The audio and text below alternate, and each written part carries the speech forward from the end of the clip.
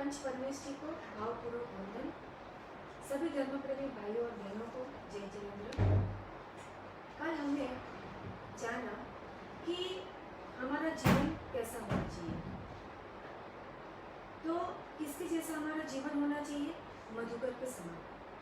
जिस प्रकार मधुकर अलग अलग फूलों से रसपान करता है, स्वयं को तृप्त करता है, बिना फूलों को नुकसान पहुंचाए।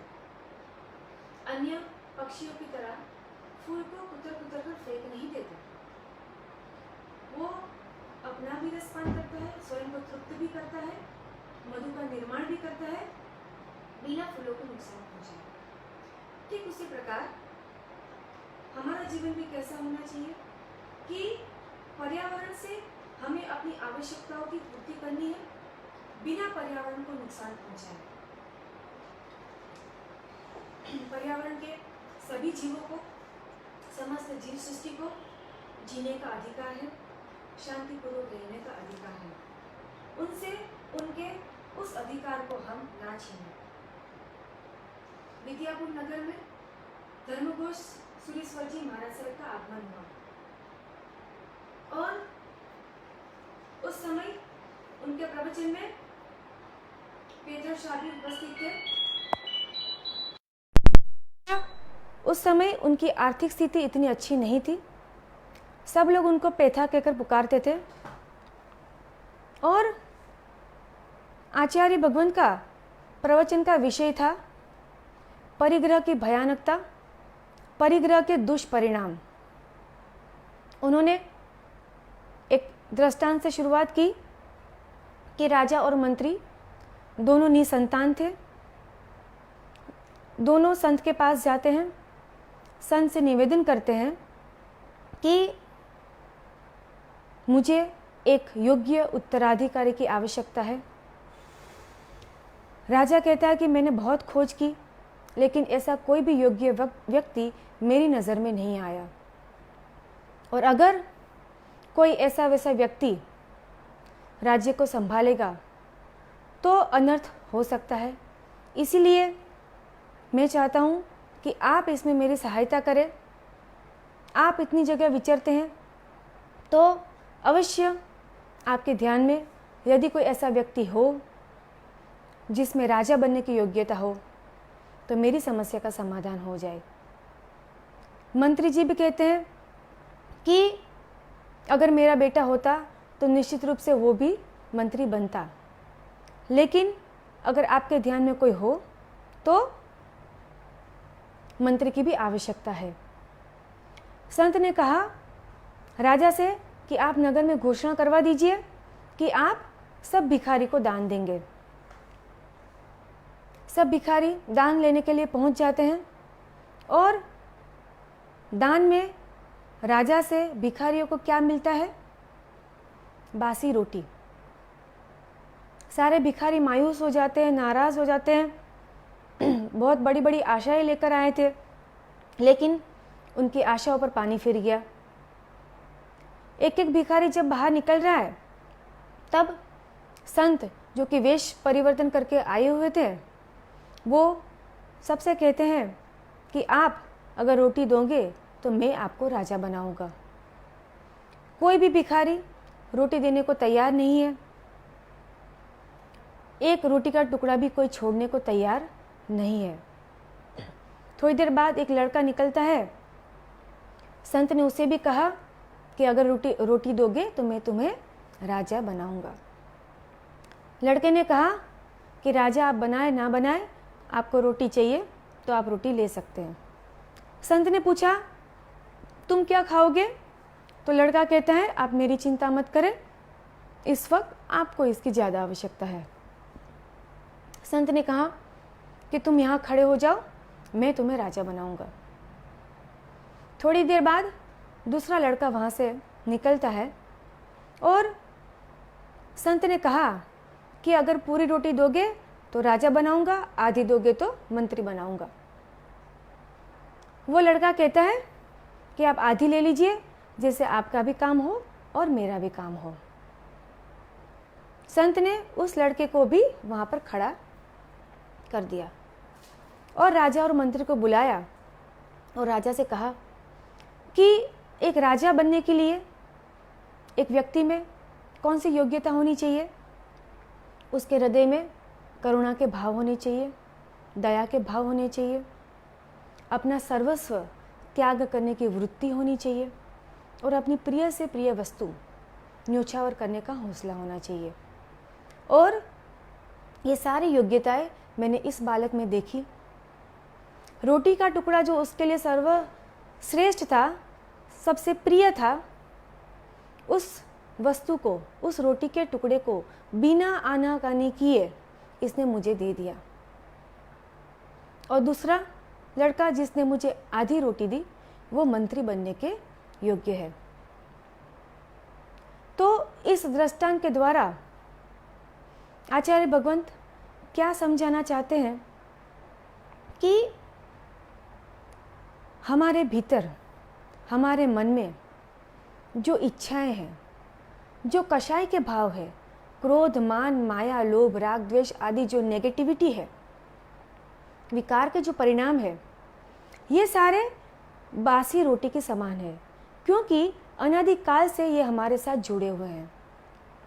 जो व्यक्ति इन सब का पूर्ण रूप से त्याग करता है वो राजा बनने के योग्य होता है, और जो व्यक्ति इसका पूर्ण रूप से त्याग नहीं कर सकता और आंशिक त्याग करता है वो श्रावक बनने के योग्य होता है।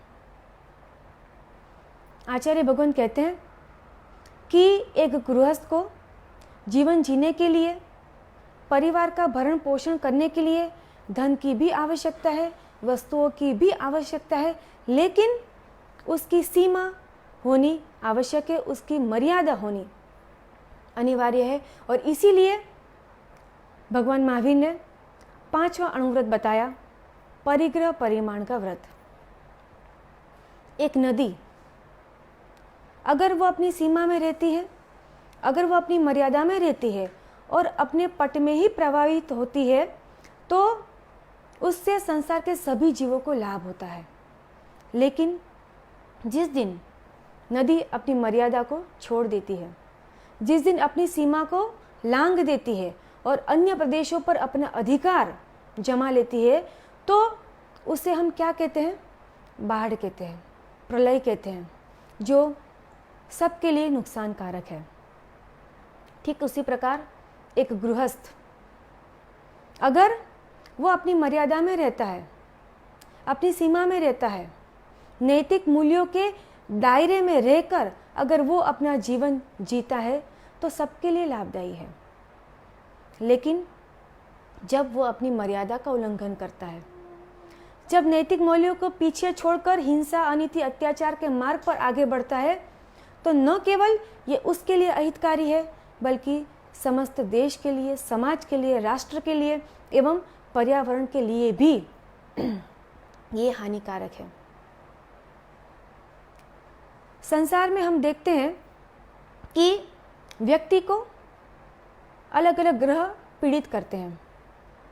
किसी को शनि, किसी को मंगल, किसी को गुरु, किसी को राहु, केतु, अलग अलग ग्रह सबको पीड़ित करते हैं। लेकिन इन ग्रहों का प्रभाव भी कुछ मर्यादित समय के लिए ही होता है। लेकिन परिग्रह नाम का जो ग्रह है वो हमारे साथ आज से नहीं, अनादिकाल से जुड़ा हुआ है, और इस ग्रह ने किसी को नहीं छोड़ा, न देवता को छोड़ा, न दानवों को छोड़ा, न मनुष्य को छोड़ा और न तिर्यंच को छोड़ा। कभी ये सोच के आश्चर्य भी होता है कि तिर्यंच में धन के प्रति आसक्ति हो सकती है। कुमारपाल राजा के जीवन का एक प्रसंग है कि कुमारपाल जब राजा नहीं बने थे, उस समय का ये प्रसंग कि अपने आप को दुश्मनों से बचाने के लिए कुमारपाल जंगल जंगल में छिपते फिर रहे थे। एक दिन इतना थक गए कि विश्राम करने के लिए एक पेड़ के पास बैठे। अब पेड़ के पास बैठे तो थोड़ी दूर पे दूसरा पेड़ था, वहाँ पर उनकी दृष्टि गई। वहाँ पर उन्होंने देखा कि एक चूहा वो पेड़ में जो एक छोटा सा छेद था वहाँ से बाहर निकला, और बाहर निकलते ही उस चूहे ने क्या किया कि आजू बाजू में देखा कि कोई है तो नहीं। अगल बगल में अच्छे से निरीक्षण करके वो चूहा वापस उस छेद में गया, वहाँ से एक सोना मोर निकालकर बाहर आया और वहाँ पे उसने रख दी। वापस अंदर गया, दूसरी सोना मोर लेकर बाहर आया, वो भी उसने रखी। वापस गया। इस प्रकार एक के बाद एक उसने इतनी सोना मोर निकाली कि थोड़ी देर में एक छोटा सा ढेर वहाँ पे सोना मोर का हो गया। अब उसके बाद वो चूहा कभी उस ढेर पर बैठता है, कभी नीचे आता है, उसके आसपास घूमता रहता है, उसके चक्कर काटता रहता है, मानो कि अपनी खुशी व्यक्त कर रहा है कि मेरे पास इतना धन है। कुमारपाल बैठकर ये सारा कुछ दृश्य देख रहे हैं। अब चूहे ने क्या किया कि एक सोना मोर ली और उसको रखने के लिए वापस उस छेद के अंदर चला गया। अब कुमारपाल सोचते हैं कि भला एक तिर्यंच को धन की क्या आवश्यकता, ये चूहा इतना सारा धन का करेगा क्या, उसको क्या काम में आएगा। लेकिन इस वक्त मुझे धन की आवश्यकता है, मेरे लिए ये अभी अत्यंत उपयोगी है।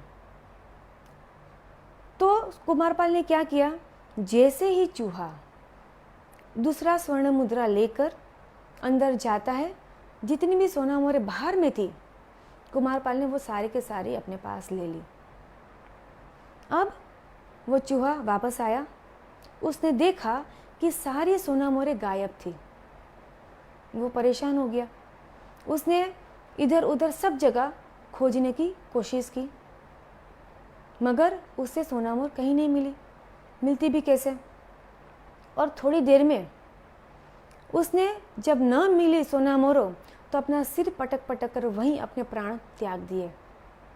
अब ये देखकर कुमारपाल को इतना आश्चर्य हुआ, उनको दुख भी हुआ, उनको पश्चाताप भी हुआ कि ये मेरे से क्या हो गया। मगर उनको आश्चर्य भी हुआ कि एक तिर्यंच में धन के प्रति इतनी आसक्ति, उन्होंने अपने जीवन में ऐसा दृश्य पहले कभी देखा नहीं था। मनुष्य की बात करें तो मनुष्य में तो हम जानते ही हैं कि धन की आसक्ति सब में पाई जाती है। ब्रह्मदत्त चक्रवर्ती को हम सब जानते हैं, जो कि अंतिम चक्रवर्ती थे। अवसर्पिणी काल में 12 चक्रवर्ती होते हैं और ब्रह्मदत्त चक्रवर्ती 12 चक्रवर्ती थे। ब्रह्मदत्त चक्रवर्ती चित्त मुनि से मिलने जाते हैं, जो कि उनके पूर्व भव के भाई थे। चित्त मुनि से जब मिलने जाते हैं तब उनसे कहते हैं कि आप मेरे पूर्व जन्म के भाई हैं, इतने भव हम साथ साथ रहे, तो इस भव में हम अलग अलग क्यों रहे। आप मेरे साथ राजमहल में चलिए। इस प्रकार आप सबसे जो भीख मांगते फिरते हैं, इस प्रकार जो नंगे पैर चलते हैं, ये मुझे शोभा नहीं देता, मुझे अच्छा नहीं लगता। इससे अच्छा तो आप मेरे साथ महल में चलिए। इस राज्य पर जितना मेरा अधिकार है उतना आपका भी है, जो मेरा है वो आपका भी है।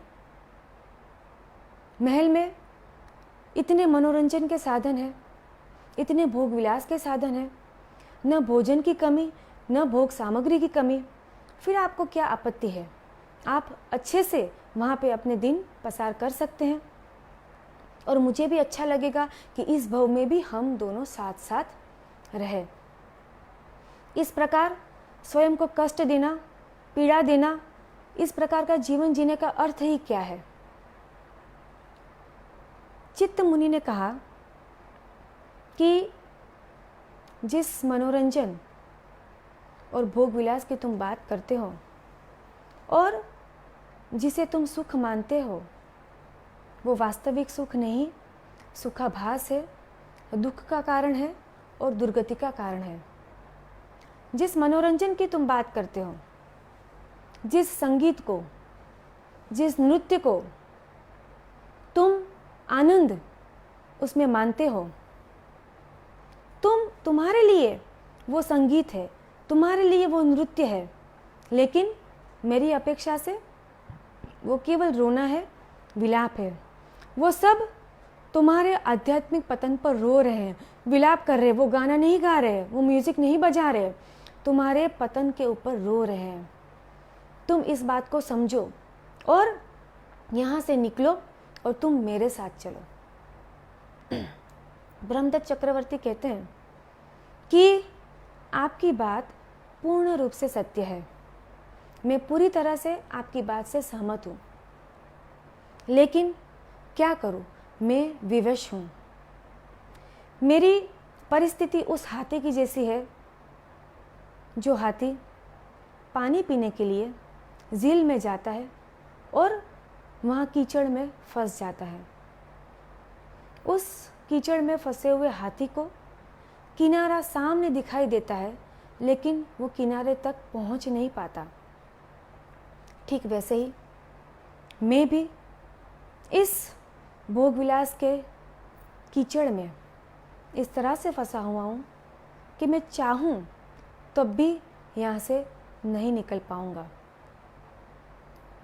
कहने का तात्पर्य ये है कि एक तरफ भरत चक्रवर्ती, एक तरफ ब्रह्मदत्त चक्रवर्ती।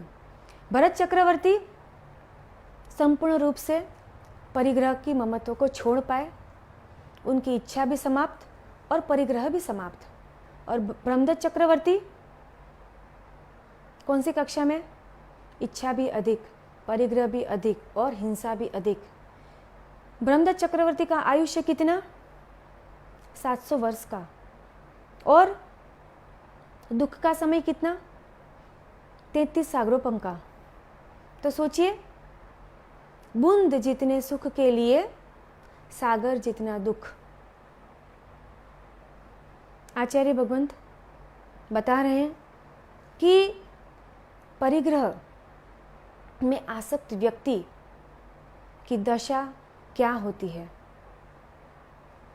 पहले उन्होंने कहा कि जो परिग्रही व्यक्ति होता है, जिसको धन और पदार्थ के प्रति आसक्ति होती है, वो द्वेषी होता है। उसको अपने स्वजनों के प्रति भी द्वेष भाव होता है, उसके साथ लड़ाई झगड़ा करता रहता है।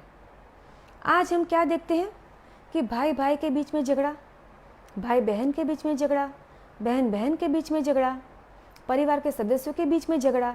तो इन सब के पीछे का कारण क्या है? यही तो है, धन, संपत्ति, प्रॉपर्टी। दूसरा कहा कि परिग्रह में जो आसक्त व्यक्ति है उसमें धैर्यता का अभाव होता है, अर्थात उसमें पेशेंस लेवल नहीं पाया जाता, क्योंकि ऐसा जो व्यक्ति होता है उसके मन में सतत धन की चिंता रहती है, उसी के बारे में वो सोचता रहता है और उसी के कारण उसका मन भी अस्थिर रहता है। तो ऐसा व्यक्ति कभी भी धैर्यता से काम नहीं ले सकता, वो तुरंत आवेश में आ जाता है। तीसरा उन्होंने कहा कि ऐसे व्यक्ति में क्षमा गुण का अभाव पाया जाता है, क्योंकि कोई भी व्यक्ति यदि उसका धन छीनने का प्रयत्न करेगा तो वो निश्चित रूप से उसका बदला लेगा और हो सकता है वो उसको मौत की सज़ा भी दे दे। चौथा कि ऐसे जो व्यक्ति होते हैं उसके चित्त में सदा आकुलता व्याकुलता छाई रहती है। क्यों? क्योंकि जितना धन उनके पास है, उनकी सुरक्षा, उस धन की सुरक्षा के बारे में वे सतत चिंतित रहते हैं और नया धन किस प्रकार अर्जित करना, उसकी प्लानिंग उसके माइंड में हमेशा चलती रहती है। और इसी कारण चित्त में आकुलता व्याकुलता पाई जाती है, वो कभी भी शांति का अनुभव नहीं कर पाते। पांचवी बात जो उन्होंने बताई कि आकुलता व्याकुलता के कारण वो व्यक्ति कभी भी धर्म ध्यान में स्थिर नहीं रह पाता। उसको धर्म की बातें कभी अच्छी लगती ही नहीं है। वो हमेशा आर्त ध्यान या रुद्र ध्यान में ही रहेगा, क्योंकि उसका मन चंचल रहता है, मन आकुल व्याकुल रहता है, तो वो धर्म में कभी भी कॉन्सेंट्रेट नहीं कर पाएगा। वो धर्म की बात सुनेगा तब भी उसको पैसे के ही विचार आते हैं। ऐसा व्यक्ति कभी भी सत्संग नहीं कर पाता। उसे लगता है कि सत्संग करना, स्वाध्याय करना मतलब समय की बर्बादी, उससे अच्छा तो मैं कुछ काम कर लेता तो हो सकता है 2 पैसे मिल जाते। फिर जो 7वीं बात उन्होंने बताई कि ऐसा व्यक्ति अहंकारी होता है, क्योंकि जैसे जैसे धन बढ़ते जाता है वैसे वैसे अहंकार भी बढ़ते जाता है। क्योंकि धन कमाना आसान है, लेकिन धन कमाने के बाद उसको डाइजेस्ट करना ये इतना आसान नहीं है।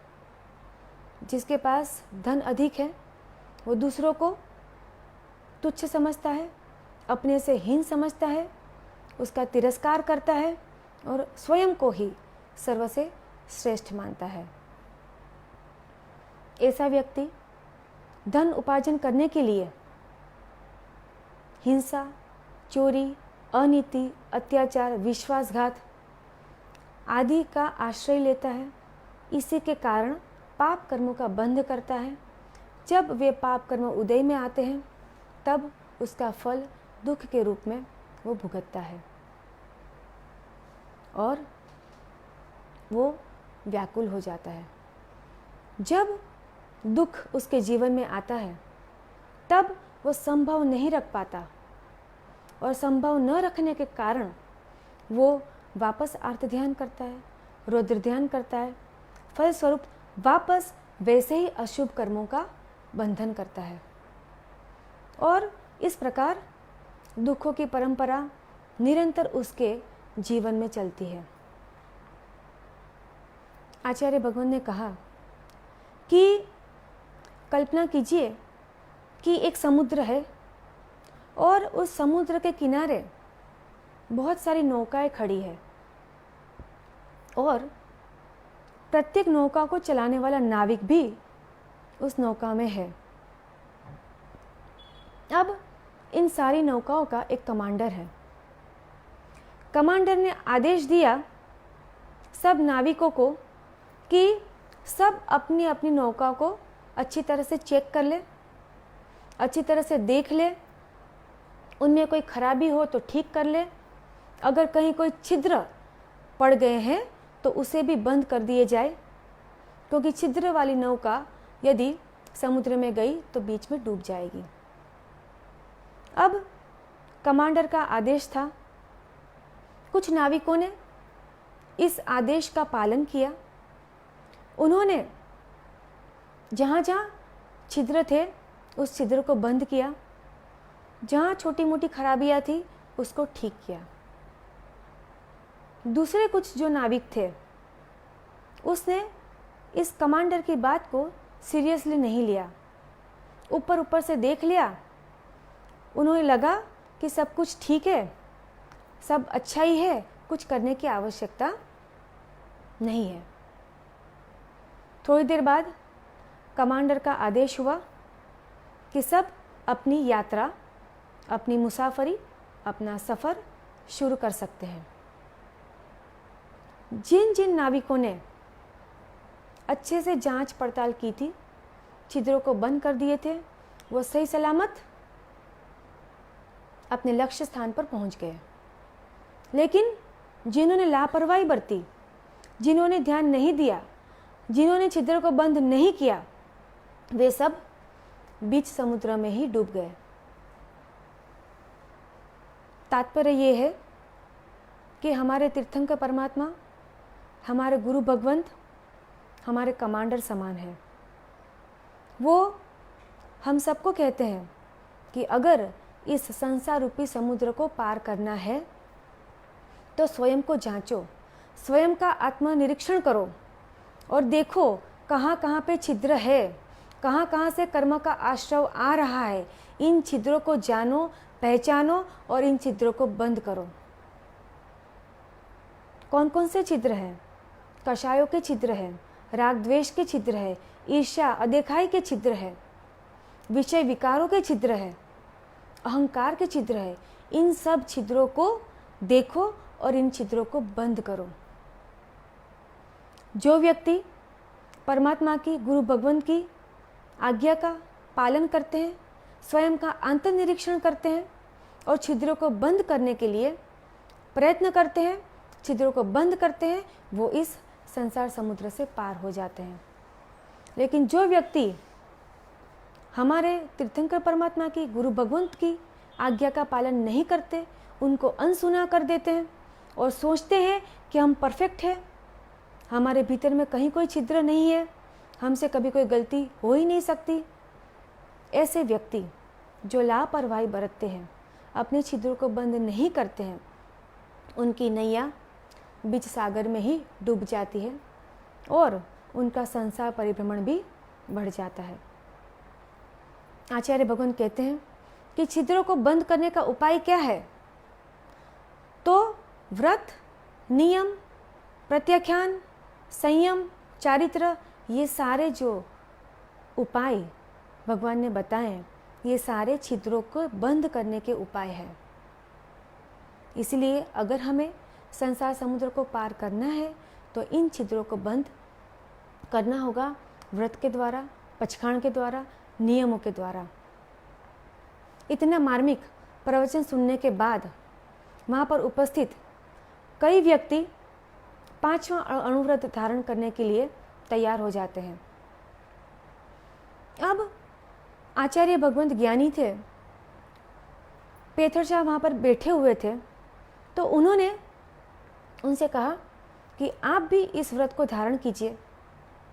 आसपास में कई धनी व्यक्ति बैठे थे, वो हंसने लगे, उपहास करने लगे कि जिस व्यक्ति के पास 2 वक्त का भोजन मुश्किल से वो व्यवस्था कर पाता है, वो भला इस व्रत को क्या धारण कर पाएगा? वो क्या मर्यादा करेगा? उसके पास परिग्रह के नाम पर है क्या जो वो मर्यादा करे? तब आचार्य भगवान कहते हैं कि भाग्य का चक्र कब बदल जाए कोई नहीं जानता। पाप का उदय होता है तो करोड़पति भी रोड़पति बन जाते हैं, पुण्य का उदय होता है तो रोड़पति भी करोड़पति बन जाते हैं। इसलिए आपको कोई हक नहीं किसी का उपहास करे, क्योंकि कल क्या होने वाला है कोई नहीं जानता। पेथर शाह ने कहा कि मैं भी इस व्रत को धारण करूँगा, 5 सोना मोर की आप मर्यादा मुझे दे। अब आचार्य भगवान ने तो उनका उज्जवल भविष्य देख लिया था, इसलिए उन्होंने क्या कहा कि इतना तुम्हारे लिए पर्याप्त नहीं है। तब पेथर शाह ने कहा तो 15 सोना मोर नहीं, 50 सोना मोर नहीं, 500 नहीं, 5000 नहीं, 50,000 नहीं। अब पेथर शाह भी सोचने लगा कि ये क्या हो रहा है, गुरुदेव इस प्रकार से क्यों कह रहे हैं। फिर वो कहते 5 लाख। तब आचार्य भगवान ने कहा कि अब सही है और 5 लाख स्वर्ण मुद्रा की मर्यादा पेथर शाह ने की। इसका अर्थ है कि 5 लाख से अधिक वो जितना भी धन अर्जन करेंगे उतना धार्मिक कार्यों में, साधर्मिक भक्ति में, सद्व्यय में खर्च करेंगे। और कुछ समय बाद उनको सुवर्ण सिद्धि प्राप्त हुई, वो मांडवगढ़ के मंत्री बने और जितना भी उन्होंने अधिक मात्रा में धन अर्जन किया, हम सब जानते हैं कि 76 जिनालय उन्होंने उनका निर्माण किया। आचार्य भगवंत जब भी भगवती सूत्र पढ़ते और भगवती सूत्र में जब भी गोयम शब्द आता, उतनी बार, जितनी बार गोयम शब्द आता उतनी बार 1-1 सोनामोर रखते। इस प्रकार 36,000 सोनामोर उन्होंने सद्व्यय किए, 7 बड़े बड़े ज्ञान भंडार उन्होंने बनवाए। और इतना ही नहीं, प्रतिदिन नियमित रूप से साधर्मिक भक्ति भी वे करते। तो इस प्रकार उन्होंने इस परिग्रह परिमाण व्रत को धारण किया। हम भी हमारे जीवन में परिग्रह की मर्यादा करें, परिग्रह परिमाण व्रत को धारण करें, परिग्रह से अपरिग्रह की ओर आगे बढ़े, इसी भाव के साथ जय जिनेन्द्र, जिन आज्ञा से कम अधिक विपरीत कुछ भी कहा हो तो अर्यंत अनंत सिद्ध केवली भगवंत की साक्षी से तस्मिच्छामि दुक्कड़म।